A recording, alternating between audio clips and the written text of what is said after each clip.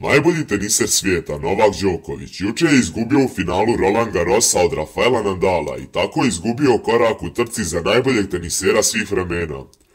On trenutno ima 3 pehara manje i od Nadala i od Federera koji imaju po 20, ali Đoković vjeruje da može da ih stigne i da bude krunisan najboljim svih vremena.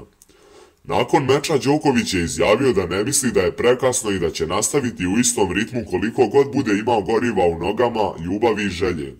Kao i to da se svaki dan trudi da bude bolji igrač. Još je dodao da je vremenom razvio debelu kožu i da ga ne pogađaju špekulacije i situacije ove vrste. On je svjestan da je dio specifične grupe najboljih igrača na svijetu sa Nadalom i Federerom i da su ih mnogi penzionisali i otpisali mnogo puta, ali su na kraju pokazali ko je sami vrh.